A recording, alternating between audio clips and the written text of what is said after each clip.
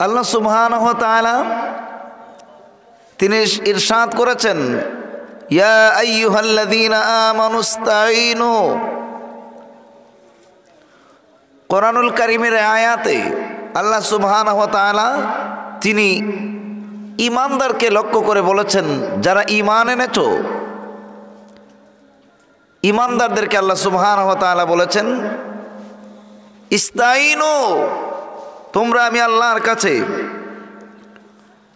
সাহায্য চাও। কি চাও? আমার সাথে একটু কথা বলবেন আপনারা।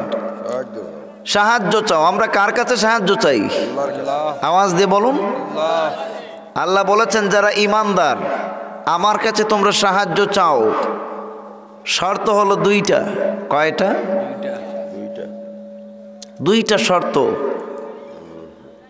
সাহায্য চাওয়ার আগে বিসসবরি ওয়াসসালাহ, দুইটা জিনিসের মাধ্যমে আমি আল্লাহর কাছে সাহায্য চাও। তন্মধ্যে একটি হলো ধৈর্য। কি? ধৈর্য, সবর। এরপর বলেছেন সালাহ, নামাজের মাধ্যমে। কিসের মাধ্যমে? ধৈর্য এবং নামাজের মাধ্যমে ঈমানদার যারা আমি আল্লাহর কাছে সাহায্য চাও। যদি তোমরা এই দুই জিনিসের মাধ্যমে সাহায্য চাইতে পারো, তবে জেনে রাখো ইন্নাল্লাহা মা'আস সাবিরিন, আমি আল্লাহ সুবহানাহু ওয়া তাআলা সবরকারী ধৈর্যকারীদের মধ্যেই আছি। সুবহানাল্লাহ। কর্তৃপক্ষ আমাকে একটি বিষয়ের নির্ধারিত করে দিয়েছেন নামাজ সম্পর্কে কিছু আলোচনা করার জন্য। নামাজ কোরআনুল কারীমে আছে না নাই? জি, নামাজের কথা আছে না নাই? নামাজ কে পড়বে? যারা ঈমান আনবে তারা, ঠিক কিনা?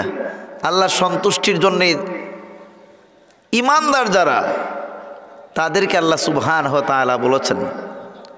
একজন ছাত্র যখন কোনো স্কুলে ভর্তি হয় না, সেই স্কুলের নিয়ম কানুন তার জানার প্রয়োজন এবং মানার প্রয়োজন হয় না, ঠিক কিনা? স্কুল কিংবা মাদ্রাসায় কিংবা প্রতিষ্ঠানে যে ভর্তি হলো, ভর্তি হওয়ার পর কর্তৃপক্ষের আইন সব কিছু মানতে হবে, ঠিক কিনা? যখন কোনো মানুষ ইসলাম গ্রহণ করলো, কবুল করলো, লা ইলাহা ইল্লাল্লাহু মুহাম্মাদুর রাসূলুল্লাহ, ঈমানদার যারা, আল্লাহ সুবহানাহু ওয়া তাআলা তাদেরকে বলেছেন, কারণ ঈমান আনতে হলে তিনটা গুণ থাকতে হবে। কয়টা গুণ? আওয়াজ দিয়ে বলুন। এক নম্বর হলো ইকরার বিল লিসান, মুখ দিয়া স্বীকারোক্তি দেয়া, আল্লাহ এক, অদ্বিতীয়, এই কথার স্বীকৃতি দেয়া, ঠিক কিনা? এইটা দিবে জবান দিয়া। ইকরার বিল লিসান কি দিয়া? মৌখিক স্বীকৃতি। দুই নম্বর হলো তাসদীক বিল জিনান, মৌখিক স্বীকারোক্তির পর জবান দিয়া বিশ্বাস করতে হবে, অন্তর দিয়া বিশ্বাস করতে হবে। কি দিয়া? আমার সাথে একটু কথা বলেন। কি দিয়া? অন্তর দিয়া। এরপর বলেছেন আমল বিল আরকান। তিন নম্বর গুণ হলো ইসলামের প্রত্যেকটি জিনিস আমলের মাধ্যমে বাস্তবায়ন করার নাম, ইসলামের রুকনগুলি আমলের মাধ্যমে বাস্তবায়ন করার নাম হলো ঈমানদারের বৈশিষ্ট্য, ঠিক কিনা? এখন আমি পড়লাম লা ইলাহা ইল্লাল্লাহ, আল্লাহ ছাড়া কোনো মাবুদ নাই, এই কথাটা মুখ দিয়ে স্বীকারোক্তি দিলাম, অন্তর দিয়ে বিশ্বাস করলাম, তাইলে আমার কাজ, সর্বপ্রথম কাজ হলো, ইসলাম কয়টি স্তম্ভের উপর দাঁড়িয়েছে? আওয়াজ দিয়ে বলুন। কালিমা, এরপর কি? আওয়াজ দিয়ে বলুন। আমি কালমা উচ্চারণ করেছি, মনে প্রাণে বিশ্বাস করেছি, আমার দায়িত্ব, যে স্কুলে ভর্তি হয়েছি সেই স্কুলের রুটিন আমার মানতে হবে, ঠিক কিনা? আল্লাহ সুবহানাহু ওয়া তাআলার দ্বীনে আমি অটল আছি, আল্লাহ সুবহানাহু ওয়া তাআলার দ্বীনের প্রত্যেকটি রুকন আমি মানতে হবে। আমি ইসলাম গ্রহণ করার পর, কালমা উচ্চারণের পর আমার কাজ হলো নামাজ। কি? আওয়াজ দিয়ে বলুন, আরো জোরে বলুন। আকিমুস সালাম কোরআনুল কারিমে 1-2 জায়গায় নয় 82 স্থানে আল্লাহ সুবহানাহু ওয়া তাআলা নামাজের ব্যাপারে বলেছেন। তাইলে নামাজের গুরুত্ব আছে না নাই? আওয়াজ দিয়ে বলুন, আছে না নাই? নামাজের জন্য বলেছেন। এজন্য হুজুর আকরাম বলেন, মুরু আওলাদাকুম বিসসালাহ, তোমাদের সন্তানদেরকে নামাজের শিক্ষা দাও যখন তার বয়স হয় 7। কত বছর? আওয়াজ দিয়ে বলুন। 7 বছর যতক্ষণ হলো তখন তাকে নামাজের শিক্ষা দাও। যখন 10 বছর হবে নামাজের জন্য বেত্রাঘাত করো। সুবহানাল্লাহ বলবেন না? নামাজের কোর্স কম না বেশি? 7 থেকে 10 পর্যন্ত। এরপর বেত্রাঘাতের কথা বলেছেন 10 পর্যন্ত 3 বছর নামাজের কোর্স ভালোভাবে চালুর জন্য বলেছেন, ঠিক কিনা? নামাজ অত্যন্ত গুরুত্বপূর্ণ। এই জন্য আল্লাহ 82 জায়গায় নামাজের কথা বললেন। কত জায়গায়? আওয়াজ দিয়ে বলুন। এরপর আল্লাহ বলেন, ইন্নাল্লাহ ইয়া আইয়ুহাল্লাযীনা আমানু, ও ঈমানদার যারা ঈমান এনেছো, তোমাদের উপর দায়িত্ব তোমরা আমার কাছে, আমি আল্লাহর কাছে 2 জিনিসের মাধ্যমে সাহায্য চাও। 2টা জিনিসের মাধ্যমে যদি সাহায্য চাইতে পারো, আমি আল্লাহ সুবহানাহু ওয়া তাআলা ওয়াদা দিলাম আমিও সবর যারা করে তাদের সাথেই আছি। সুবহানাল্লাহ।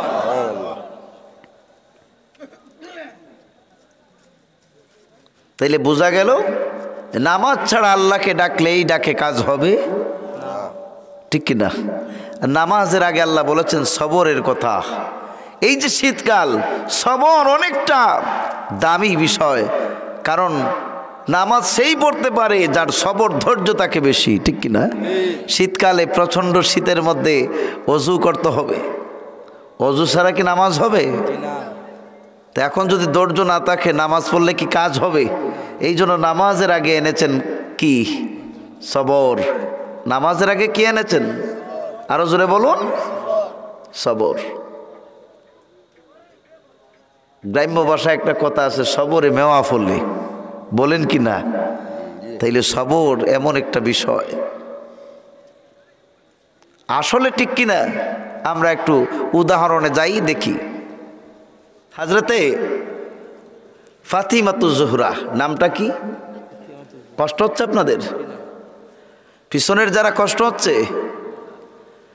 ফাতিমাতুজ জোহরা, তার স্বামীর নাম কি? হযরতে আলী কাররামাল্লাহু ওয়াজহু। তিনি একদিন হযরতে ফাতিমার কাছে এসে বললেন, ফাতিমা তুমি কি জানো যে না, আজকে রসুলে মকবুল হযরতে উসমান গনির বাড়িতে দাওয়াত খেয়েছিলেন, সাহাবীগণ ছিলেন তার সাথে। উসমান গনি ধনী মানুষ, রসুলকে খাওয়ার সুযোগ করে দিয়েছিলেন, দাওয়াত দিয়েছিলেন, সাহাবারও দাওয়াত খেয়েছেন। রসুলে মকবুল হযরত উসমান গনির অনেক তারিফ করেছেন। কষ্ট লাগে আমার, আমি যদি একটা দিন রসুলকে দাওয়াত দিতে পারতাম আর এই রকম রসুলকে খাওয়াতাম, তে রসুল আমার জন্য দোয়া করতে পারতেন। হযরত ফাতিমা বললেন, স্বামী আমরা যদিও ধনে ধনী নয়, তবে আমরা মনে ধনী আছি। কি আছি? আসল ধনী মনের ধনী যারা, ঠিক কিনা? যান আল্লাহর হাবিবকে গিয়ে দাওয়াত দেন। কি দেন? জোরে বলুন। হযরতে আলী কাররামাল্লাহু ওয়াজহু রাসূলুল্লাহর দরবারে হাজির। হুজুর মেহেরবানি করে আমার বাড়িতে দাওয়াত কবুল করুন। রসুল বললেন, আলী যাও, তোমার বাড়ির দাওয়াত আমি রসুল গ্রহণ করলাম, তবে আগামীকাল দুপুরে আমি তোমার বাড়িতে যাব। ঘরের মধ্যে কোনো কিচ্ছু, পানি ব্যতীত কোনো কিচ্ছু। আলী এমন গরিব সাহাবী ছিলেন। বাড়িতে এসে হযরতে ফাতিমার সাথে বলেন, ফাতিমা তুমি তো বললা তোমার সাহসে রসুলকে দাওয়াত দিলাম, এখন ঘরে তো কোনো খাবার নাই। খাবার? হযরতে ফাতিমা বলেন, প্রাণের স্বামী আমার, চিন্তার প্রয়োজন নেই। আল্লাহ সুবহানাহু ওয়া তাআলা সান্ত্বনার বাণী শোনায়েছেন ইমানদারদেরকে, স্বামী গো আপনি হলেন আরবের বিখ্যাত আলিম। রসুল আপনার শানে বলেছেন আনা মাদিনাতুল ইলমি ওয়া আলিউন বাবুহা। হযরত আলী আল্লাহর হাবিব আপনার শানে বলেছেন আমি হলাম মদিনা শরীফের ইলমের শহর, আর তার দরওয়াজা হলেন হযরত আলী কাররামুল্লাহ। স্বামী গো আপনার কি এই ব্যাপারে খেয়াল নাই নাকি গো স্বামী আমার? আল্লাহ বলেছেন ইমানদারদেরকে, হে ইমানদাররা তোমরা আমি আল্লাহর কাছে দুই জিনিসের মাধ্যমে সাহায্য চাও, এক নম্বর হলো সবর আর আরেক নম্বর হলো সালাহ। স্বামী গো আর কোনো কিচ্ছু যদি আমাদের ঘরের মধ্যে না থাকে, অন্ততপক্ষে আমি ফাতিমার ঘরে নামাজ আর ধৈর্য ছাড়ার কোনো কিচ্ছু না। হযরত আলীকে সাহস জুগায় দেন। ফাতিমা বললেন প্রাণের স্বামী আমার, এই নিয়ে চিন্তার প্রয়োজন নাই, দিনের নবী যেহেতু আমাদের বাড়িতে আসবেন। আলী কান্দেন আর বলেন ফাতিমা রে, দিনের নবী তো আমার আত্মীয়। ও ফাতিমা, রাসূলুল্লাহর সাথে তো অনেক সাহাবারাও আসবেন, চিন্তা লাগে আমি আগে দাওয়াত দিয়েছি তোমার সাহস। আমি আলী তো এমন মানুষ আজ পর্যন্ত রাসূলুল্লাহর জন্য কোনো একটা খাবারের আয়োজন এখনো করতে পারি নাই। ও ফাতিমা, আমার নবীজি আগামীকাল দুপুরে আমার বাড়িতে আসবেন, কষ্ট লাগে রে ফাতিমা, রসুল এবং তার সাথে সাহাবেরা এসে যদি কোনো খাবার না খেয়ে যেতে পারেন, তাইলে আমি আলী কাররামাল্লাহু ওয়াজহু নবীজির সামনে মুখ দেখাতে পারবো না।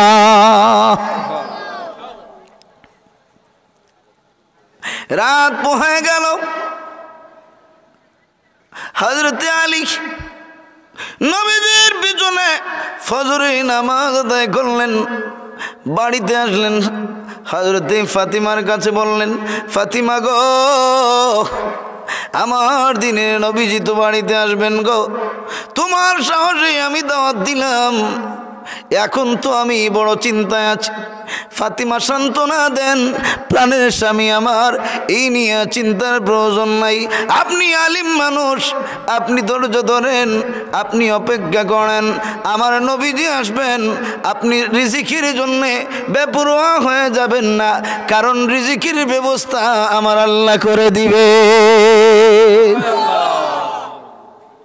তাদের একই বিশ্বাস ছিল কি ছিল না? আওয়াজ দিয়ে বলুন। দিনের নবী সাহাবীগণ সময় হয়েছে, সব বাড়িতে এসেছেন। এমনি মুহূর্তে হযরত আলীর চোখ দিয়ে পানি। হযরত ফাতিমা বলেন স্বামী গো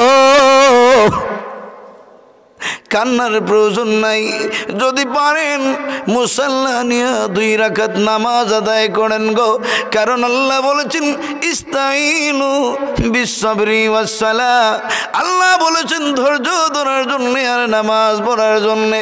আমি আপনাকে বলছি ও স্বামী আমার, আপনি 2 রাকাত নামাজ পড়েন আর আল্লাহর কাছে নামাজ নিয়ে সাহায্য চান।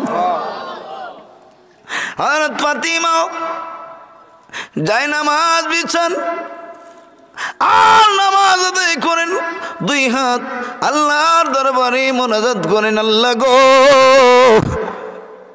আমি রাসূলুল্লাহর মেয়ে হযরত আলীকে সাহস দিলাম।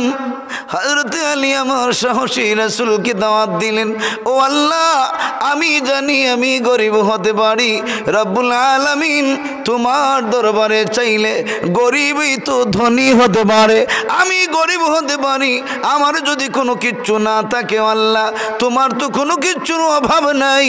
তুমি না কোরআনুল কারীমের মধ্যে বলেছো ইস্তাইনু বিসসবরি ওয়াসসালাহ, ধৈর্য ধরার জন্যে আর নামাজ পড়ার জন্যে, এই দুই জিনিস নিয়ে তোমার দরবারে সাহায্য চাওয়ার জন্যে আল্লাহ আমি রাসূলুল্লাহর মেয়ে, আমি ধৈর্য ধরলাম, ঘরে খাবার নাই, তবে আমি নামাজ পড়লাম। আপনি যেই রকম বলেছেন দুই জিনিস নিয়ে সাহায্য চাওয়ার জন্যে, আমি দুই জিনিসের মাধ্যমে সাহায্য চাইলাম, আর আমার ঘরে রিজিকের ব্যবস্থা আপনি করে দিবেন এই আশায় রইলাম।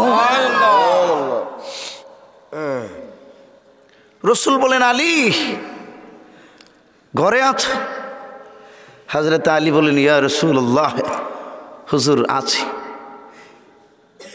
আলী কাঁদতেছ কেন? ঘরের মধ্যে যদি মেহমান আসেন, খাবার না থাকে, এই মানুষের অবস্থা ভালো থাকে?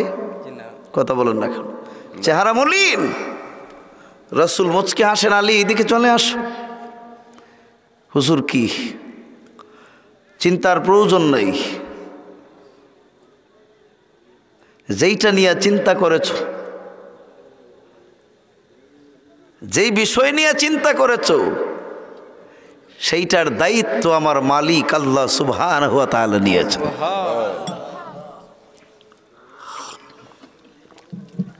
ফাতিমা আলীকে বলেন, আলী চিন্তার প্রয়োজন নাই। তিনি বলেন, খালি সাহস দাও, কোনো কিছুর আয়োজন আমার ঘরে আছে, যে আছেই বাকি আর দিব বাকি। তবে একটা কাজ করেছি। কাজটা কি? চোলার মধ্যে পাত্র বসায় রেখেছি। আমার এই বিশ্বাস, শূন্য হাঁড়িতে, শূন্য এই পাত্রের মধ্যে রিজিক দিলে আমার আল্লাহ দিতে পারেন। রাসূল বলেন, আলী আমার মেয়ে ফাতিমাকে বললো, চুলার মধ্যে যেই পাত্র বসিয়ে রেখেছে, সেই পাত্র থেকে 3 চামচ করে প্রত্যেক সাহাবীর প্লেটের মধ্যে খাবার দেওয়ার জন্যে। আচ্ছা, এখানে কি খাবার আছে? কথা বলেন। রাসূল জানলেন কিভাবে এটা খাবার আছে? রাসূল বলেন, আলী যাও, ফাতিমাকে বলো 3 চামচ করে এক একটা সাহাবীর প্লেটের মধ্যে দেওয়ার জন্য। আর আসতে বলুন সুবহানাল্লাহ। হযরতে আলী ফাতিমার কাছে গিয়ে বললেন, ফাতিমা, রাসূল বলেছেন পাত্র থেকে 3 চামচ এক একটা প্লেটের মধ্যে দেওয়ার জন্যে। হযরত ফাতিমা তিনি তো জ্ঞানী মহিলা, তিনি কি আমাদের মা বোনদের মতো নাকি? কম্পিউটারে পারদর্শী, অঙ্কে পারদর্শী, ইংরেজিতে না। হুজুর আকরাম বলেছেন, হুয়া সাইয়্যিদাতুন নিসাই আহলিল জান্নাহ, সমস্ত মহিলা জান্নাতি সকল মহিলাদের সরদার ইনি হবেন হযরতে ফাতিমাতুজ জোহরা রাদিয়াল্লাহু তাআলা। এই জন্যে আলীর সাথে যখন হযরত ফাতিমার বিয়ে হয়, রাসূলুল্লাহর একটি নিয়ম ছিল, যখন কোনো মেয়েকে পাত্র বিয়ের প্রস্তাব নিয়ে আসতো, হুজুর আকরাম পর্দার অন্তরালে মেয়েকে বলতেন, মা তোমার বিয়ে মক্কার অমুকের ছেলে অমুক নিয়ে এসেছে, তোমার বিয়ের প্রস্তাব। রাসূল এইটাই শিক্ষা দিয়েছেন, যদি কোনো তার মেয়ে চয়েস যদি না হয়, তাইলে তো বলে দিবেন যে অমুকের ঘরের অমুকের কাছে আমার বিয়ে বসবো। আলী রাদিয়াল্লাহু তাআলা যখন বিয়ের প্রস্তাব নিয়ে এসেছেন, রাসূল মকবুল হযরতে ফাতিমার কাছে গিয়ে বললেন, ফাতিমা আজকে তোমার জন্য এমন একজন পুরুষ বিয়ার প্রস্তাব নিয়ে এসেছেন, যিনি হলেন মক্কাতুল মুকাররমার মদিনা শরীফের সবচেয়ে বড় আলিম। সুবহানাল্লাহ বলবেন না? তিনি হলেন আসাদুল্লাহ। রাসূলুল্লাহ এত প্রশংসা করলেন, হযরত ফাতিমা বুঝতে পারলেন যে আমার ঘরের মধ্যে, কারণ আলী রাসূলুল্লাহর ঘরের মধ্যে থেকে বড় হয়েছেন, শুধু আলী বললেই তো আমি চিনতে পারতাম। রাসূলুল্লাহ এত প্রশংসা করলেন কেন? তে নিশ্চিত আমার চয়েসের আগে আমার বাবাজানের চয়েস হয়ে গিয়েছে। জ্ঞানী মহিলাদের এইটাই টেকনিক, ঠিক কিনা? তিনি বুঝতে পারলেন যে রাসূল যেহেতু বলছেন 3 চামচ দেওয়ার জন্য, আমি তো পাত্র শূন্য, এইটাতে কোনো খাবার নাই। রাসূল যেহেতু বলেছেন এইটাতে কুদরতি খাবার আছে। ঠিক কি না? আওয়াজ দিয়ে বলুন। তিনি চামচ নেন, 3 চামচ করে দেন, সাহাবীদের কাছে নিয়ে বন্টন করেন। এখন আপনারা বলবেন এইটা তো রাসূলুল্লাহর শানে হয়তো শিরিক হয়ে গেছে, কারণ দেয়ার মালিক কে? হাদিসে কুদসি আল্লাহ বলেছেন ওয়াল্লাহু ইউতি ওয়া আনা কাসিমুন, আমি আল্লাহ হলাম দাতা আর আমার নবীজি হলেন বন্টনকারী। নবীজি কি? বন্টনকারী।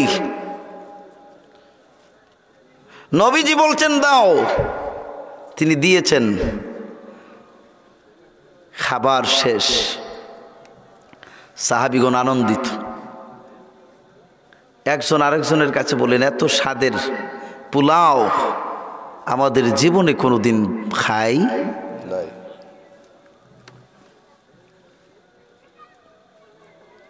আল্লাহ নবী বললেন সাহাবীরা আমার, একজন আরেকজনের সাথে কানসুর কি আলোচনা করো আমি জানতে চাই। সাহাবীগণ বললেন আল্লাহু ওয়া রাসূলুহু আলাম, আল্লাহর নবী গো আমরা কি আলোচনা করি অবশ্যই আপনি জানেন গো নবীজি।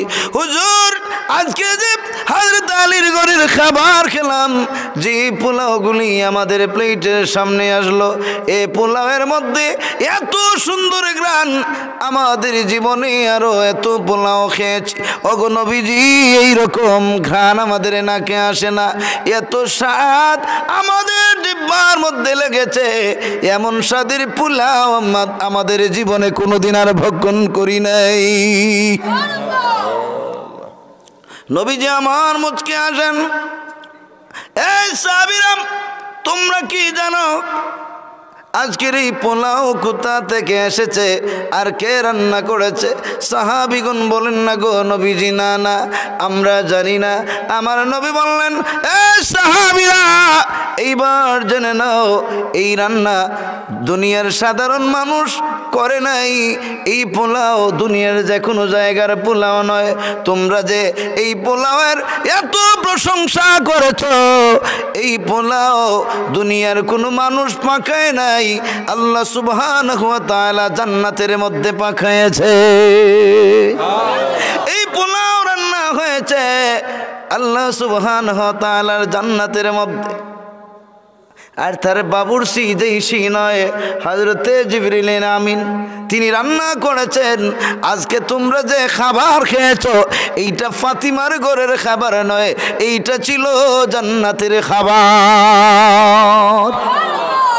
আল্লাহ বলেছেন ইস্তাইনু, ও দুনিয়ার ইমানদার যারা সাহায্য চাও, বিসসবরি ওয়াসসালাহ, ধৈর্য এবং নামাজ নিয়া, এই 2 জিনিস নিয়া যদি তোমরা আমি আল্লাহর কাছে সাহায্য চাও, সাহায্যে চাইতে দেরি হয়, আমি আল্লাহ সুবহানাহু ওয়া তাআলা তোমাদের সাহায্য করতে দেরি করি না।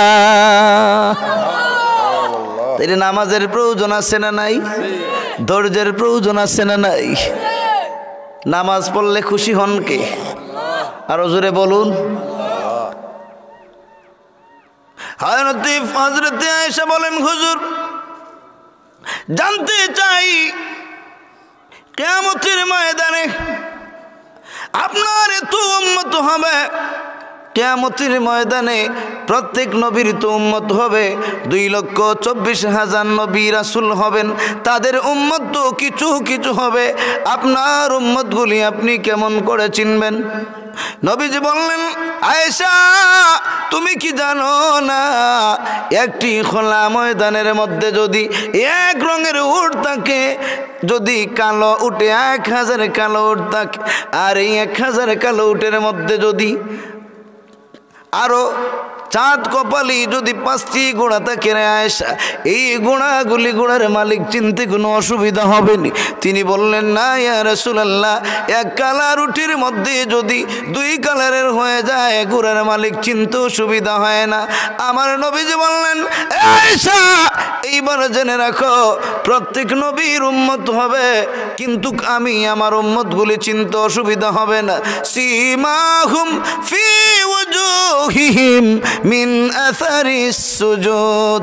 ও আয়েশা আমার যত উম্মত দুনিয়ার মধ্যে নামাজের শিক্ষা গ্রহণ করেছে, যারা নামাজ পড়েছে, আমি আল্লাহ সুবহানাহু ওয়া তাআলা, আমার আল্লাহ সুবহানাহু ওয়া তাআলাকে সিজদা দিয়েছে আর ওযুর জায়গাগুলি দৌত করেছে, সেই জায়গাগুলো থেকে এমনিতেই নূর চমকাবে আর আমি আমার উম্মতগুলি চিনতে অসুবিধা হবে না। কিয়ামতের ময়দানে নামাজীদের অবস্থান ভালো, ঠিক কিনা? যারা নামাজ পড়বে তাদের পরিচয় রাসূল পাবেন। কে পাবেন? আরো জোরে বলুন। নামাজ পড়লে নামাজির লাভ না আল্লাহর লাভ? নামাজির লাভ। নামাজির এক সাহাবী আরবের, তিনি ব্যবসায়ী মানুষ, ব্যবসা প্রতিষ্ঠানে ছিলেন। হঠাৎ করে তার কাছে একজন আরবের সুঠাম এবং সুন্দর দেহের অধিকারিণী একজন মহিলা আসলেন। যুবতী নারী এসে বললেন, তিনি ছিল খেজুরের ব্যবসা। বললেন, ভাই আপনার এখানে কোনো উন্নত খেজুর আছে? তিনি বললেন, এখানে নাই, তবে আমার গুদাম ঘরে আছে, গোডাউনে মাল আছে। তিনি বললেন, চলো। আরবের এই সুন্দরী মহিলা ছিল একবারে সাদা মনের মানুষ। যখন গোডাউনে প্রবেশ করেছে তখন সাহাবী সুন্দরী আর টিকতে পারে নাই, তিনি হাত দিয়েছেন। এমনিতেই মহিলার মুখ থেকে এসেছে, ওয়াত্তাকুল্লাহ, আল্লাহকে ভয় করো। কাকে? জোরে বলুন। যখনই মহিলা বলেছেন আল্লাহকে ভয় করো, তখন সাহাবীর শরীরের মধ্যে ভূমিকম্প শুরু হয়েছে। তিনি বললেন, হায় হায়, আমি কি করলাম? রাসূলুল্লাহর দরবারে কেমন করে আমি মুখ দেখাবো? তিনি ব্যবসা প্রতিষ্ঠান সব ত্যাগ করে রাসূলুল্লাহর দরবারে গিয়ে হাজির। হুজুর, আমি চরম অন্যায় করেছি। কি করেছ? হুজুর, এইরকম অবস্থা, আমি এই মহিলার গায়ে হাত দিয়েছি। মহিলা বলেছেন, ওয়াত্তাকুল্লাহ। হুজুর, এই যে গুনাহ করলাম, এই গুনার মাফি আছে কিনা? নবীজি কোনো উত্তর দেন না। এই সাহাবী বিলাপ করে কাঁদেন, নবী আমার কোনো জবাব দেন না। সাহাবী বিলাপ করে সারাদিন কান্নাকাটি করেছেন। জোহরের আজান দিয়েছেন হযরতে বিলাল। এই সাহাবী নবীজির পিছনে নামাজ আদায় করেছেন। এরপরে নবীজি তার সাথে কোনো কথা বলেন নাই। এইবার সাহাবী আসরের আজান হয়েছে, তিনিও নামাজ পড়লেন। এইবার তার কান্না দেখ আবারও নবীজির দরবারে গিয়ে হাজির। আল্লাহর নবী গো, ইয়া রাসূলুল্লাহ, ইয়া হাবিবাল্লাহ, হুজুর আপনি আমার কাছে বলে দিন আমি কি গুনাহ মাফি পাবো? নবীজি কোনো কথা বলেন নাই। এইবার জিবরিলে আমিন এসে কোরআনুল কারীমের আয়াত নাজিল করেছেন, আকিমিস সালাতা তারাফাইন নাহারি ওয়া যুলফাম মিনাল লাইল ইন্নাল হাসানাতি ইউযহিবনাস সাইয়্যাত।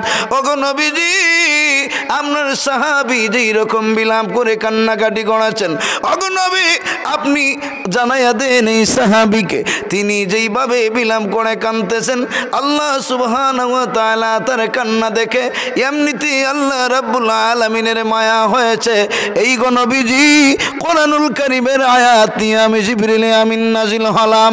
আল্লাহ বলেছেন, দুনিয়ার মানুষ, যদি কোনো মানুষ, নবীজি আমার বলেছেন, যদি দুনিয়ার কোনো নবীজির উম্মত গুনাহ করে আর নামাজ আদায় করে, এক ওয়াক্তের নামাজ আদায় করার পর আরেক ওয়াক্তের নামাজ যখন চলে আসে, মুয়াজ্জিন যখন আজান দেন, এই মধ্যখানে যদি কোনো মানুষ ফজরের নামাজ পড়ে, জোহরের আজানের প্রস্তুতি নেয়, মধ্যখানে যদি কোনো গুনাহ করে, আল্লাহ রাব্বুল আলামিন গুনাহ মাফ করে মধ্যখানের সময়ে নেকি দিয়ে ভরপুর করে দে। নামাজের গুরুত্ব আছে না নাই? নামাজ পড়লে কার দাম বাড়ে? আরো জোরে বলুন। ভাই, নামাজের দাম বাড়ে যখন নামাজ আল্লাহ সুবহানাহু ওয়া তাআলার দরবারে গিয়ে দাঁড়ায়। দুনিয়ার এমন কোন অফিস নাই যেই অফিসের মধ্যে কানো হাত দিয়ে ঢুকতে হয়। দুনিয়ার এমন কোনো অফিস নাই যেই অফিসের মধ্যে ডান পা দিয়ে আগে ঢুকতে হয়, ঠিক কিনা? দুনিয়ার এমপি মন্ত্রী মিনিস্টার এমন কোনো দরবারে নাই যাদের রুমে যেতে হলে ডান পা দিয়ে যেতে হয়, দোয়া দরুদ পড়তে হয়, ওযু করতে হয়।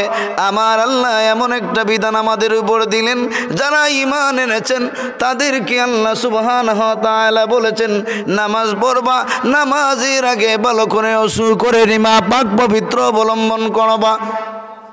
যখন মানুষ আল্লাহ সুবহানাহু ওয়া তাআলার দরবারে গিয়ে হাজির হয়, তখন মানুষ এমনিতেই কানের মধ্যে হাত দেয়, দেয় কি দেয় না? কথা বলেন। আমরা নামাজে দাঁড়াই, আমরা নামাজে কার কার সাথে আমরা কথা বলি? আওয়াজ দিয়ে বলুন। আল্লাহর সাথে কেমন করে? বান্দা দুই হাত কানের মধ্যে দেয়, আর এমনিতেই একজন আসামির মতো হাত দিয়ে দাঁড়ায়, ঠিক কিনা? আল্লাহকে বলে আলহামদুলিল্লাহি রাব্বিল আলামিন। আমার আল্লাহ বলেন দুনিয়ার মানুষ, হে নামাজি বান্দা, তুমি কার প্রশংসার জন্য দাঁড়িয়েছো?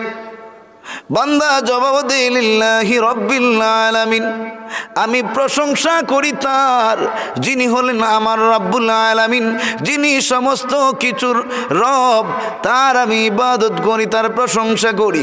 আল্লাহ আবার নামাজিকে প্রশ্ন করেন, নামাজি রে, লিল্লাহি রাব্বিল আলামিন, সেই রবকে যেই রবের ইবাদতের জন্য তুমি কানে হাত দিয়েছ, যেই মহামালিকের সামনে তুমি আসামির মতো দাঁড়িয়েছো, সেই রবকে, সেই রবের পরিচয় দাও। তখন নামাজি আল্লাহর দরবারে আবার জবাব দেয়, আল্লাহ গো, আমি এমন রব্বুল আলামিনের ইবাদত করি, আমার রব তিনি যিনি আর রহমানুর রহিম, তিনি অসীম দয়ালু এবং করুণাকারী। কার কাছে কথা বলে? বান্দা আল্লাহর সাথে কথা বলে যে আমার রব সেই যিনি আর রহমানুর রহিম, যিনি অত্যন্ত দয়ালু, পরম করুণাময়। আল্লাহ বলেন অতি দয়ালু পরম করুণাময় কে? তখন বান্দা আল্লাহর পরিচয় আরো দেয়। কার কাছে দেয়? আল্লাহর কাছে। মালিক ইয়াউমিদ্দিন, আমার রব তিনি যিনি রহমান, যিনি রাহিম, তিনি যিনি শেষ বিচারের মালিক। তখন আল্লাহ আবারও বান্দাকে প্রশ্ন করেন, মালিক ইয়াউমিদ্দিন, শেষ বিচারের মালিক কে? তখন বান্দা আল্লাহর কাছে বলে, ইয়াকা না'বুদু ওয়া ইয়াকা নাস্তাঈন, আমি তার ইবাদত করি যিনি আমার রব, তিনি অত্যন্ত পরম করুণাময়, অতি দয়ালু, তিনি শেষ বিচারের মালিক। আমি তার ইবাদত করি আর তার কাছে আমি সাহায্য চাই। আল্লাহ ফেরেশতাদেরকে বলেন, এ ফেরেশতারা, এইবার শুন, এই নামাজি কেন আমার কাছে এত কিচ্ছু চায়? দুনিয়ার এমন কোন অফিস নাই যে অফিসের মধ্যে মানুষ আসামির মতো দাঁড়াতে হয়। এমন কোন অফিস নাই যে অফিসের মধ্যে কানে হাত দিতে হয়। ফেরেশতারা রে, এই পৃথিবীতে আমি যখন মানুষকে ইবাদতের জন্য বানালাম, তোমাদের কাছে আমি পরামর্শ চেয়েছিলাম। ওয়াইদ কুল্লা লিল মালাইকাতি ইসজুদু, ওয়াইদ কুল্লা ওয়াইদ কুল্লা লিল মালাইকা ইন্নী জাইলুম ফিল আরদি খলিফা। আয়াতটি এই যে আমি এই পৃথিবীতে আমার খলিফা, প্রতিনিধি পাঠাচ্ছি, তোমরা আমাকে বলো। ফেরেশতারা বললেন, আল্লাহ কেন? আল্লাহ বললেন, তাদেরকে এই জন্য আমি পাঠাই, তারা আমার ইবাদত করবে, আমার প্রশংসা করবে, আমার তাসবিহ তাহলিল করবে। তারা বললেন, আল্লাহ জমিনে তো আমরাই আপনার এই তাসবিহ তাহলিলের জন্য যথেষ্ট। আল্লাহ বললেন, ইন্নী আ'লামু মা লা তা'লামুন, আমি যা জানি তোমরা তা জানো না, তোমরা তা জানো না। আল্লাহ ফেরেশতাদেরকে বলেন, এ ফেরেশতারা, দুনিয়ায় প্রতিনিধি পাঠাতে তোমরা আপত্তি করছিলে, এখন দেখ আমার প্রতিনিধি আমাকে দেখে নাই কিভাবে নামাজের জন্য আমার দরবারে দাঁড়িয়েছে, এত অনুনয়, এত বিনয়, এত কাতর হয়ে দাঁড়িয়েছে। দেখ, কানের মধ্যে হাত দে। আমাদের গ্রাম্য আদালতে যদি কোনো মানুষ অন্যায় করে, তখন বিচারের মানুষ বসেন, বিচারের মধ্যে বিচারই জানা, তারা বলেন এক কাজ করো, তুমি আজকে যেই কাজ করেছো এটা অন্যায়, কানের মধ্যে হাত দাও। ঠিক কিনা? জি, অর্থাৎ কানে এই ব্যক্তি ধরবে যেই মানুষ সমাজের অপরাধী। আমরা আল্লাহর দরবারে নিজেকে নিজে অপরাধী মনে করি। ঠিক কিনা? যে আল্লাহ আমার জীবনে যা করেছি, আমি ইমাম হই, আমি খতিব হই, আমি মুয়াজ্জিন সাহেব হই, আমি আলিম সাহেব হই, আমি ইউনিয়ন চেয়ারম্যান হই, আমি উপজেলার চেয়ারম্যান হই, এমপি হই, মন্ত্রী হই, প্রেসিডেন্ট হই, যাই হই না কেন, তোমার থেকে বড় নই। আল্লাহু আকবার, তুমি হলে সবচেয়ে বড়। ঠিক কিনা? তুমি হলে সবচেয়ে বড়, তোমার কাছে আমরা মাথা নত করি। যখন মানুষ এই রকম ইবাদত করে, তার ইবাদতের মধ্যে খুশি হয়ে যান কে? আরো জোরে বলুন। আজ পর্যন্ত কোনো মানুষকে সিজদা করে না। আল্লাহ সুবহানাহু ওয়া তাআলা এই জমিনে একমাত্র তার প্রতিনিধি মানুষ, তাকে সিজদা করেন। ঠিক কিনা?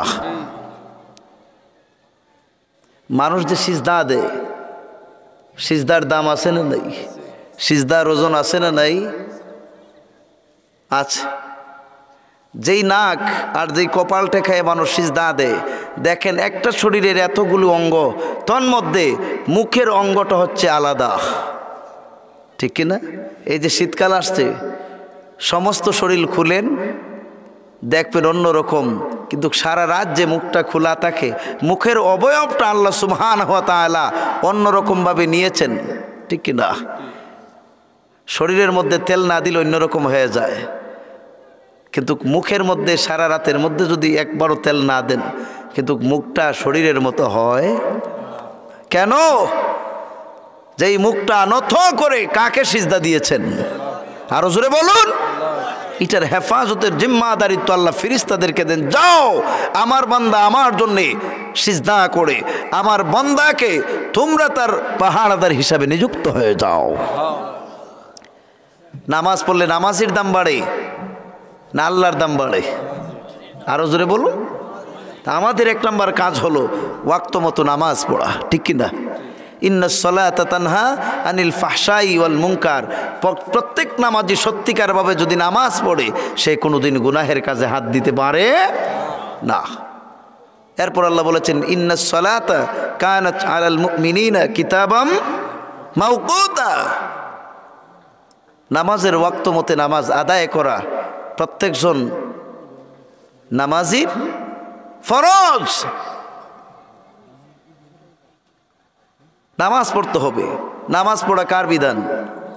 আরো জোরে বলুন।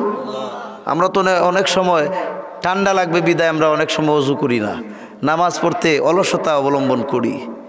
এটা কোনো ইমানদারের কাজ নয়, ইমানদারের কাজ নয়। আপনি নামাজ পড়েন, যেই রকম আপনি আল্লাহর জিকিরে মন মজাবেন, আল্লাহ সুবহানাহু ওয়া তাআলা আপনাকেও তার কুদরতিভাবে মর্যাদা দান করাবেন। সুবহানাল্লাহি ওয়া বিহামদিহি সুবহানাল্লাহিল আযীম। আমরা তো সমাজের জ্ঞানী মানুষ। আমার সন্তানদেরকে অঙ্কে, ইংরেজিতে, কম্পিউটারে দক্ষ বানানোর জন্যে অন্ততপক্ষে 10 দিনে 1000 টাকা তাকে প্রাইভেট মাস্টারের কাছে পড়াই। কথা বলেন, ঠিক কিনা? কিন্তু আপনার ছেলে নামাজ পড়ে না, তার ব্যাপারে আপনি কি অ্যাকশন নিলেন? যে নামাজের ব্যাপারে কোনো আলিমের কাছে 1000 টাকা দিয়ে তাকে নামাজটা শিক্ষা দেই বলেছেন কোনো দিন? না, এই কথা আমরা বলি না। আপনার ছেলে এই এসএসসি অর্থাৎ দাখিলে A+ তার নষ্ট হবে, অঙ্কে কাঁচা, ইংরেজিতে কাঁচা, তাকে দক্ষ বানানোর জন্যে আপনি হাজার হাজার টাকা খরচ করেন। আপনার যেই ছাত্র, আপনার যেই ছেলেটা, আপনার যেই মেয়েটা নামাজ পড়ে না, নামাজের ব্যাপারে যে কাঁচা, এই বিষয়ে আপনি একটুকু আমলে নেন না। আমরা এমন ধরনের ইমানদার, আমরা আল্লাহর কাছে জবাব দিতে হবে, ঠিক কি না? কথা বলেন। এই জন্য নামাজ অত্যন্ত গুরুত্বপূর্ণ বিষয়, নামাজ পড়তেই হবে। লা ইলাহা, শেষ করি নাই, শেষ করে দিতাম নি, কত হইছে? লা ইলাহা সুবহানাল্লাহ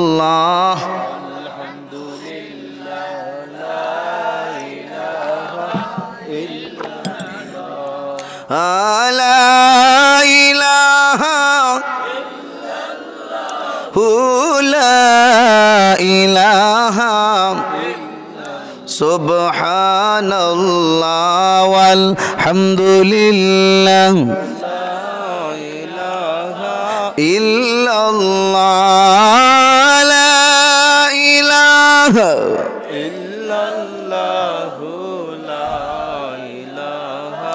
ইল্লাল্লাহ সুবহানাল্লাহ আলহামদুলিল্লাহ লা ইলাহা লা ইলাহা ইল্লাল্লাহু মুহাম্মাদুর রাসূলুল্লাহ। হুজুর আকরাম যখন নামাজের বয়ান করতেন, জামাতের বয়ান করতেন, সাহাবায়ে কেরাম অত্যন্ত মনস্ফুতভাবে সেই অংশগ্রহণ করতেন।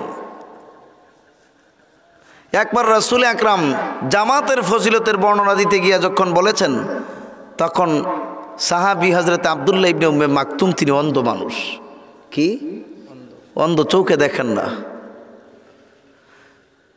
রাসূল জামাতের ফজিলত বয়ান করেছেন যে একা নামাজ পড়লে এক রাকাতের সওয়াব, আর জামাতে পড়লে 27 গুণ সওয়াব। এই জন্য কোরআনুল কারীমে আছে ওয়ারকাউ মার রাকিঈন ওয়াসজুদু মা'আস সাজিদিন, তোমরা রুকুকারীদের সাথে রুকু করো, সিজদাকারীদের সাথে সিজদা করো। সাহাবী আব্দুল্লাহ ইবনে উম্মে মাকতুম রাসূলুল্লাহর দরবারে গিয়ে হাজির, হুজুর আমি আব্দুল্লাহ ইবনে উম্মে মাকতুম, হুজুর গো আমি চোখ দিয়া দেখতে পারি না, আমি অন্ধ মানুষ, নবীজি গো আপনি বলেছেন নামাজ জামাতে আদায় করলে অনেক গুণোদ্যোগ, নবীজি অনেক সওয়াব পাবো।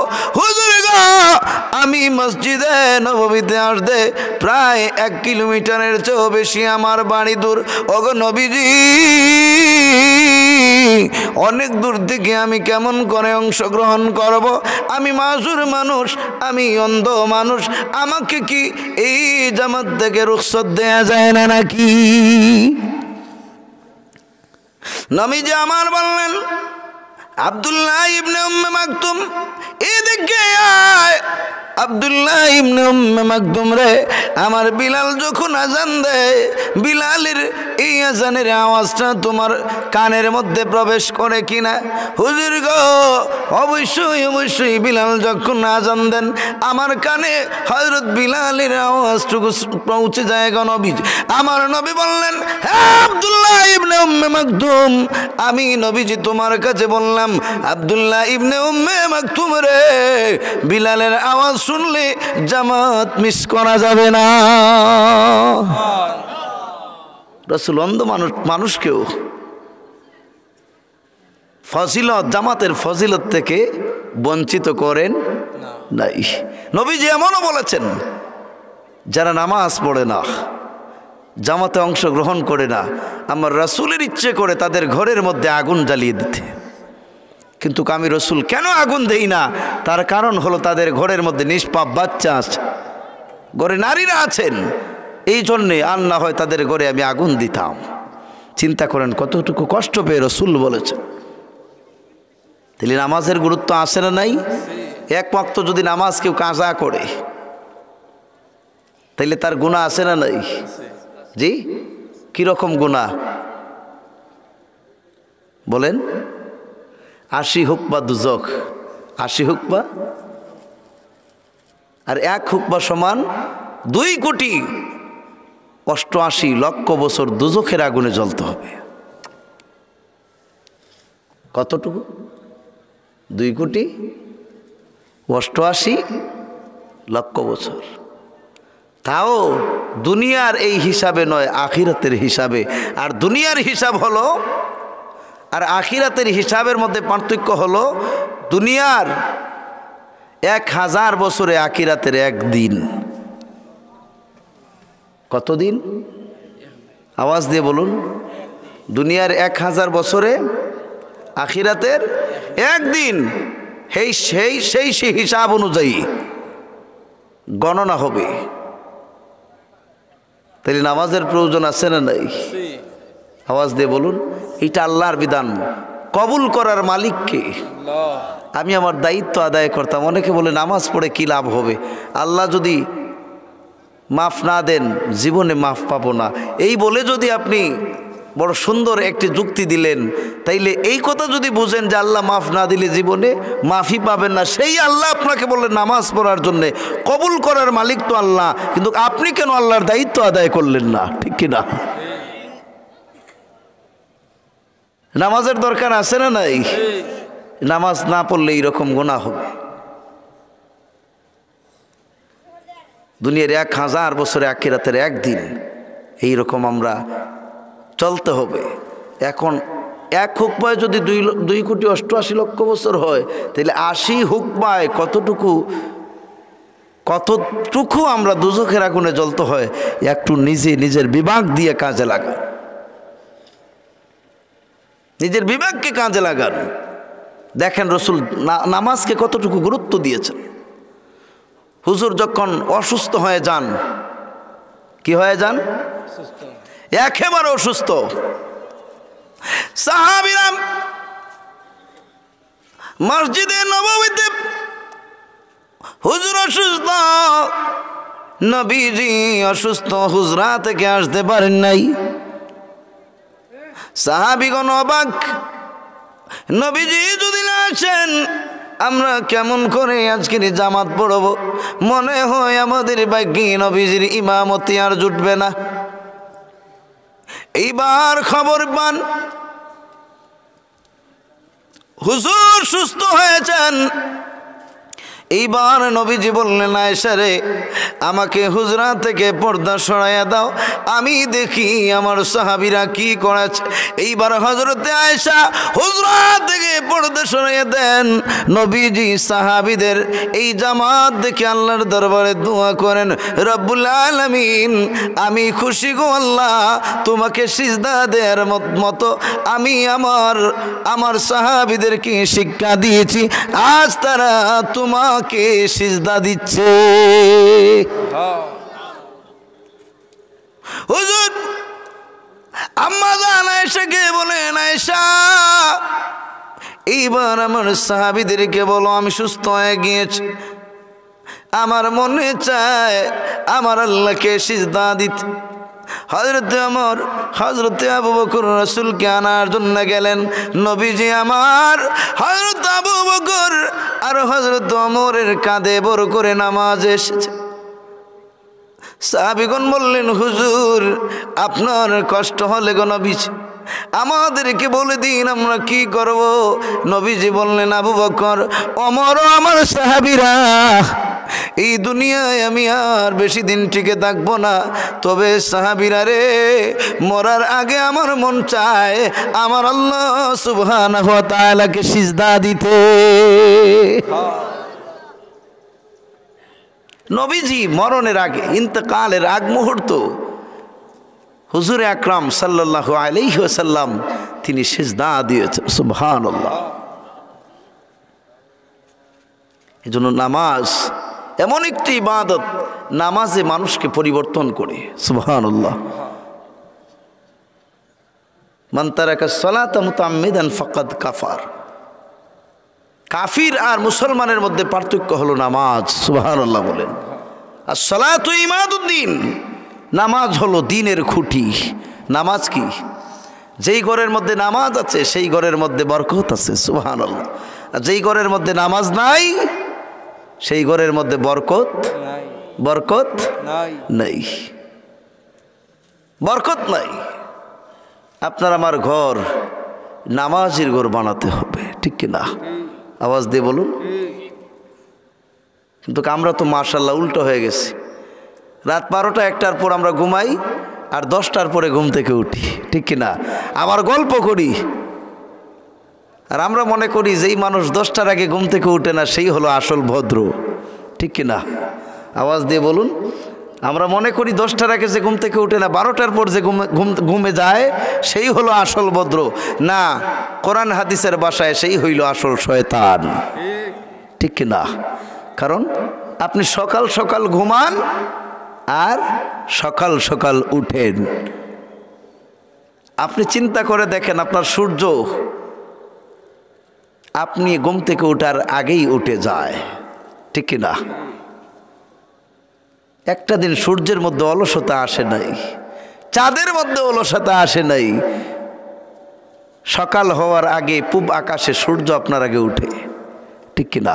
আপনি কেমন মানুষ, কেমন মানুষ আমরা যে সূর্যের আগে ঘুম থেকে উঠতে পারলাম না।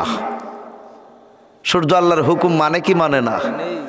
কিন্তু সূর্য আমাদের খিদমতের জন্যে, চন্দ্র আমাদের সেবার জন্যে, কিন্তু তারা আল্লাহর কথাটা মানতে পারলো। মানুষ আশরাফুল মাখলুকাত, আমরা আল্লাহর কথাটা মানতে পারলাম না। কথা বলেন ঠিক কিনা? মানতে পারলাম না। হযরতে আলী কাররামাল্লাহু ওয়াজহু, তিনি রসুল বলেছেন, আলী এক জায়গায় আমরা সফরে যেতে হবে। হযরত আলী কাররামাল্লাহু ওয়াজহু নবীজিকে নিয়ে সফরের মধ্যে রওনা হচ্ছেন। জোহরের নামাজ পড়েছেন, আসরের সময় হবে। কিসের সময়? আওয়াজ দিয়ে বলুন। আসরের সময়।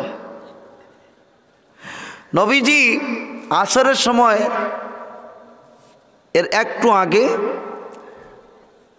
যেহেতু প্রখর রোদ, মরুভূমি, রসুল আলীকে বললেন, আলী একটি বটবৃক্ষের নিচে যাও, সেইখানের মধ্যে আমার ইচ্ছে করেছে একটু বিশ্রাম নেওয়ার জন্য। রসুলকে নিয়ে আলী হযরতে কাররামাল্লাহু ওয়াজহু এক জায়গায় একটা গাছের নিচে গেলেন, বললেন, হুজুর আমি আমার রান বিছিয়ে দিচ্ছি, আপনি এখানে আপনার সের মোবারক, মাথা মোবারক লাগিয়ে একটু আরাম করেন। সুবহানাল্লাহ। কি করেন? আরাম করেন। রসুলে মকবুলের ঘুম চলে আসছে। নবীজির ঘুম আমাদের ঘুম এক না। নবীদের ঘুম, রসুল বলেছেন, আমি ঘুমালে চোখ ঘুমায়, অন্তর ঘুমায় না। সারা আরবের মধ্যে আসরের আজান হয়ে গিয়েছে। হযরতে আলী চিন্তা করলেন, আহারে রসুল তো ঘুমে, এখন রসুলরে কেমন করে ডাকা যায়? আর রসুলকে তো আমার পক্ষে ডাকা সম্ভব, কারণ রসুল আছেন আরামে। রসুলের ঘুম আমার মতো আলী এইটাকে ডিস্টার্ব দেওয়া উচিত হবে। চিন্তায় পড়ে গিয়েছেন হযরতে আলী কাররামাল্লাহু ওয়াজহু। এখন কাঁদতেছেন যে ইসলাম গ্রহণ করার পর আমার কোনো দিন নামাজ কাজা হয়, আজকে বুঝি আমার আসরের নামাজ কাজাই হবে। এই যে চিন্তা করেছেন যে কাজা হলে তো আমি আল্লাহর কাছে জবাবদিহি হতে হবে, এই চিন্তা করতে করতে হযরতে আলীর চোখ দিয়ে পানি ঝরা শুরু হয়েছে। 1-2 ফোঁটা চোখের পানি রসুল পাক সাল্লাল্লাহু আলাইহি ওয়াসাল্লামের কপাল মোবারকে গিয়ে পড়ল। রসুলুল্লাহর ঘুম ছেড়ে গেল। নবীজি বললেন, আলী কি হয়েছে তোমার? কোনো কাফির কুফফার তোমাকে আক্রমণ করেছে? হুজুর না। তাহলে কিসের জন্য তোমার এই অবস্থা, কাঁদতেছো কেন? হুজুর কান্নার কারণ হলো ইসলাম গ্রহণ করার পর থেকে নিয়ে গো নবীজি, আমি আলী কাররামাল্লাহু ওয়াজহুর একদিনও নামাজ কাজা হয় নাই গো নবীজি। আজকে আপনি আমি আলীর রানের মধ্যে আপনি সের মুবারক লাগাইয়া আরাম করেছেন গো নবীজি। আসরের আজান হয়েছে, আপনার ঘুম ভাঙ্গে না গো নবীজি। আল্লাহর নবী গো, কান্নার একটা মাত্র কারণ হলো গো নবীজি, আমি আলী এখনো আসরের নামাজ আদায় করি নাই। ওগো নবীজি, এইবার মাগরিবের ওয়াক্ত হয়ে গিয়েছে, কিছুক্ষণের মধ্যে মাগরিবের আজান হবে আরো। নবীজি বললেন, আলী আসরের নামাজ পড়ার ইচ্ছা? তিনি বললেন, হুজুর হ্যাঁ, আমি আসরের নামাজ পড়তে চাই। সুবহানাল্লাহ। নবীজি আমার বলেন, আলী আসরের নামাজ পড়বারে আলী এই নিয়ে কান্নার প্রয়োজন নাই, তবে এই মুহূর্তে ওযু করে আস। আলী রে যাও যাও, আর দেরি করো না।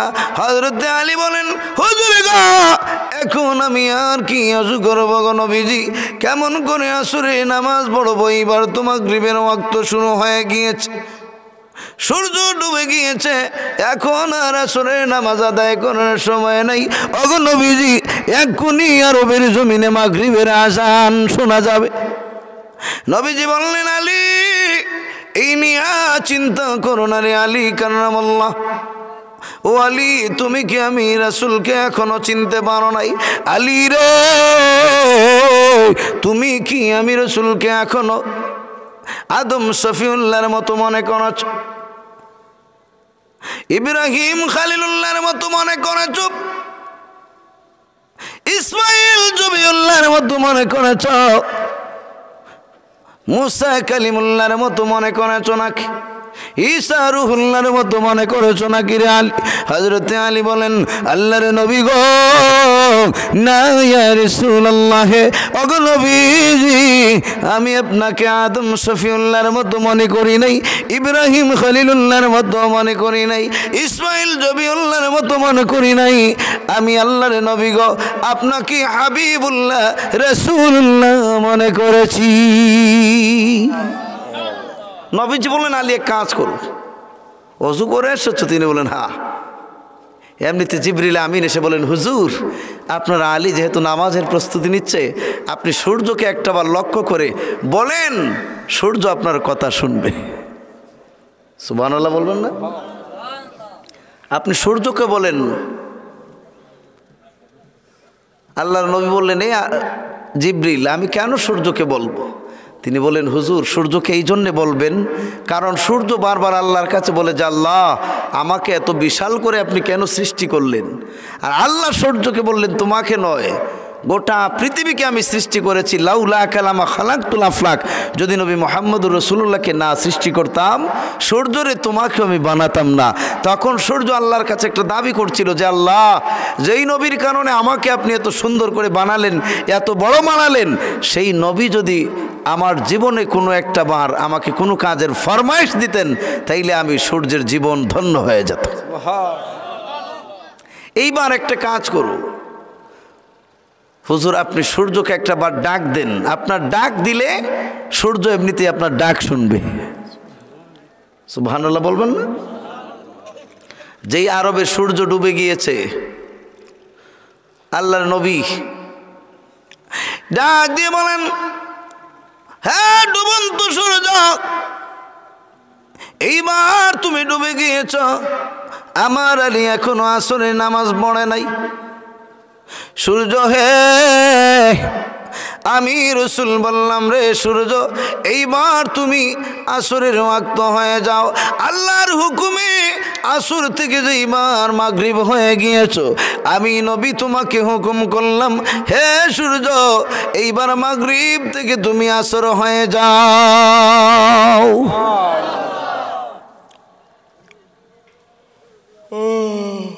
এইটা কেন বললেন রাসূল? এখান তো না বলতে পারতেন, কিন্তু রাসূলুল্লাহ জানেন যে রাসূলুল্লাহর উম্মতের মধ্যে এমন উম্মত হবে যারা বলবে যে রাসূল প্রেম থাকলে নামাজ রোজা লাগবে না। নামাজের গুরুত্ব দিতে গিয়ে ডুবন্ত সূর্য আল্লাহর হাবিব তুলে দিয়েছেন। সুবহানাল্লাহ বলেন। ডুবন্ত সূর্য আবার তুলে দিয়েছেন নামাজের গুরুত্বের জন্যে। যে ফরজ নামাজের কতটুকু গুরুত্ব একটু চিন্তা করে দেখেন। আল্লাহর হাবিব পুনরায় আবার সূর্য ডুবন্ত সূর্য আবার আসরের ওয়াক্ত করে দিয়েছেন। সুবহানাল্লাহি ওয়া বিহামদিহি সুবহানাল্লাহিল। নবীজি আমার ডাক দিলেন। নবীজি ডাকলে কি সূর্য আসবে না? কথা বলেন না কেন? সূর্য এসে গিয়েছে, এখন সূর্য কাঁপতেছে।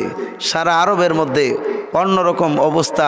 সাহাবী আলী বললেন, হুজুর নামাজ তো পড়বো দূরের কথা, সূর্যের মধ্যে যে ভূমিকম্প এটা আমি বুঝতে পারি না। নবীজি বললেন, আলী সূর্যের সাথে তোমাকে কথা বলার পারমিশন দিলাম। আলী বললেন, সূর্য এইরকম কাঁপতেছো কেন? সূর্য বলে, আলী এই জন্যে কাঁপতেছি, আমার জীবনে রসুল আমাকে ডাকেন নাই। তোমাদের জীবন ধন্য রসুলুল্লাহর সংস্পর্শে ছিলে। আজকে যে রাসূল আমাকে ডাক দিয়েছেন, আমার জীবনের প্রথম ডাক রসুল দিয়েছেন, আমি রসুলুল্লাহর কথাটা পরিপূর্ণভাবে মানতে পারলাম কিনা এই জন্য আমি ভয়ে কাঁপতেছি। নামাজের গুরুত্ব আছে না নাই? তাহলে আমরা নামাজ পড়তে চাই কি চাই না? আরো জোরে বলেন, চাই কি চাই না? আমরা কি আমাদের সন্তানদেরকে নামাজের শিক্ষা দিতে চাই কি চাই না? রাসূল বলেছেন, মুরু আওলাদাকুম বিসসালাহ, তোমাদের সন্তানদের যখন 7 বছর বয়স হয় তখন তাকে নামাজের শিক্ষা দাও। আমরা সন্তানদেরকে নামাজের শিক্ষা দিতে চাই কি চাই না? আরো জোরে বলেন, চাই কি চাই না? এই পৃথিবীতে যত মানুষ বুজুর্গ হয়েছেন, ওলি হয়েছেন, নামাজ পড়ে না নামাজ ছাড়া? আরো জোরে বলুন। ফুলতুলি সাহেব, তিনি সাহেব হয়েছেন নামাজ ছাড়া না নামাজ পড়ে? মঞ্জুল আলী সাহেব নামাজ পড়ে না নামাজ ছাড়া? এই পৃথিবীতে যত সাহাবায়ে কেরাম রাসূলুল্লাহর আশিক হয়েছেন, উচ্চ মর্যাদায় উচ্চাসনে আসীন হয়েছেন, তারা নামাজ ছাড়া না নামাজ পড়ে? তাইলে যেই মানুষ আল্লাহর বিধান মানে, নামাজ পড়ে, তার মর্যাদা বাড়ে। যে মানুষ যতটুকু আল্লাহর কাছে ঝুঁকে পড়ে, আল্লাহ সুবহানাহু ওয়া তাআলা তাকে মানুষের কাছে আরো মর্যাদা বাড়াইয়া দেন। সুবহানাল্লাহ। দুনিয়া আখিরাত তার উজ্জ্বল করেন। আমরা নামাজ পড়তে চাই, ঠিক কি না? আল্লাহ যেন আমাদেরকে নামাজি, পরহেজগার, মুত্তাকি হিসেবে কবুল করেন। সকলে বলেন আমিন। যা আলোচনা করলাম আল্লাহ যেন কবুল করেন। আমাকে বলা হয়েছে সাহেব কিবলার শানে আমার একটা ইসলামী গান বলার জন্য। অতীতে অতিথি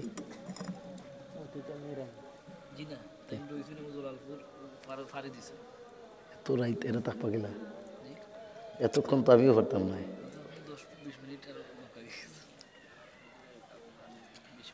আমি 2 ঘন্টা কোনো আলোচনা করি না, আর আপনারা তো এত রাইত কিন্তু পাওয়া যখন সারে না। লা ইলাহা লা ইলাহা হাসবি রব্বি জাল্লাল্লাহ মা ফি কলবি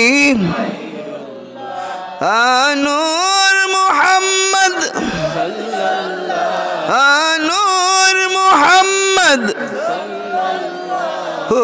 লা ইলাহা সুবহানাল্লাহ ওয়ালহামদুলিল্লাহ ইল্লাল্লাহ লা ইলাহা ইল্লাল্লাহু লা ইলাহা ইল্লাল্লাহ। আচ্ছা, আমি আপনাদের কাছে বলতে চাই, রাসূলুল্লাহর কোনো গুনাহ ছিল কিনা?